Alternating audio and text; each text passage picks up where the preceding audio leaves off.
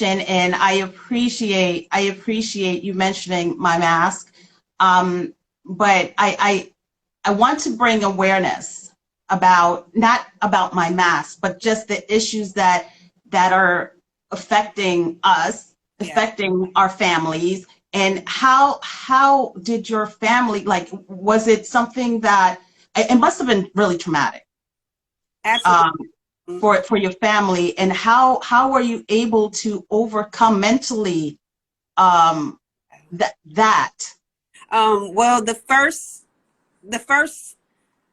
session of it, I'm gonna say the first half of it, back in 2019, he was my fiance then, he's my husband now, but I asked him because he happened to be there when they gave me the diagnosis, and he never went to the doctor with me before, and all of a sudden he just kept saying he was going to go. And I asked him to not tell my kids, not to tell my children. Oh, wow. And I think that was the hardest thing you can ever do to somebody. And the worst thing you could ever do to somebody was to ask them not to tell your children something that could possibly take you away.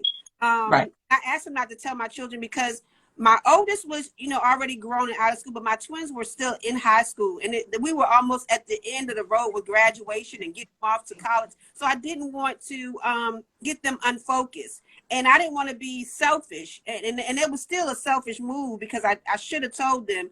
But I asked them not to tell. And it was hard. I didn't tell them till after the second surgery. And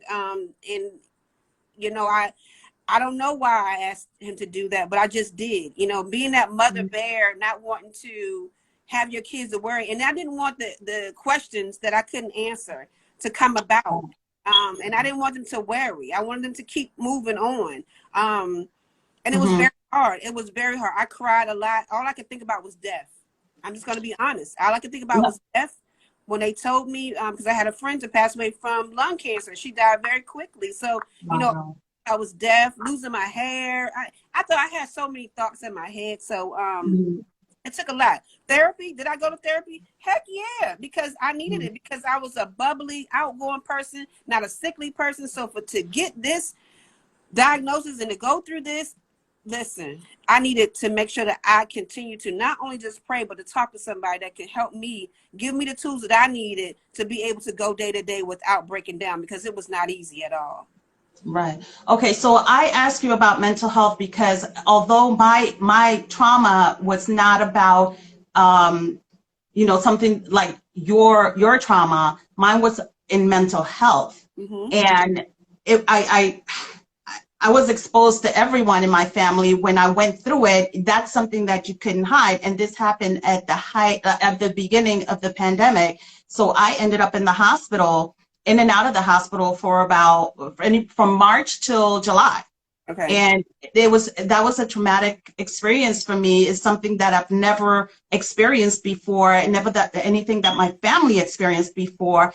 And I bring this up because it's so important to take care of your mental health when you are going through things. So I was in therapy as well, just to get over what was happening with me. One of